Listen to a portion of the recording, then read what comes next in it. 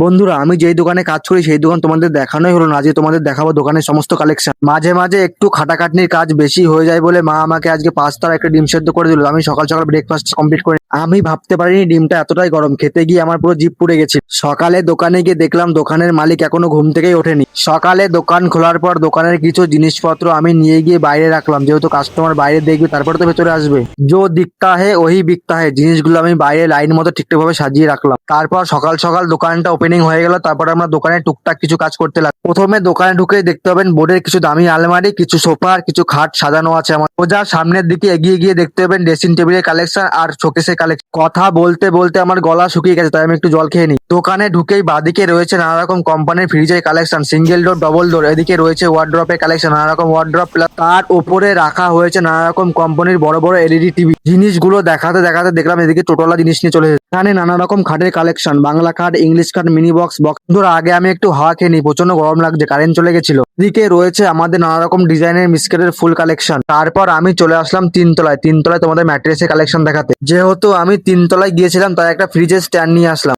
দোতলার কালেকশন তোমাদের আমি পরে দেখাবো। আমি বাড়ি এসে স্নান করে ফ্রেশ হয়ে নিলাম। স্নান করে এসে তারপর আমি ভাত খেতে বসে পড়লাম। মা দেখি এদিকে ভাত খাচ্ছে আর সিরিয়াল দেখছে। মাকে আমি বোঝালাম যেহেতু সিরিয়াল দিয়ে কি লাভ, এগুলি সেই সিরিয়াল যেখানে ঝগড়া, কূটনীতি, হিংসা খুব যত্ন সহকারে শেখানো। মানুষের নিজের জীবনে কি ঘটছে, নিজের বাড়িতে কি ঘটছে এগুলো দেখার টাইম নেই, কিন্তু পরের বাড়িতে কি ঘটছে, পরের জীবনে কি ঘটছে এগুলো দেখার জন্য প্রচুর টাইম মানুষের হাতে। আমি সাবধানে ধীরে সুস্থেই কাজ করি, একটু তাড়াহুড়ো করতে গিয়ে হাতটা কেটে গেল আজ। খাওয়া দাওয়া করার পর এসে একটু ফ্যানের তলে বসেছিলাম, প্রচন্ড ঘুম পাচ্ছে, কি আর বলবো। এবার চলে আসলাম আমরা দোতলায়। দোতলায় আছে নানা রকম কোম্পানির অফিস চেয়ার, ডাইনিং টেবিল, নানা রকম এমনি নর্মাল চেয়ার, খাট, সোফা, ম্যাট্রেস, টি টেবিল।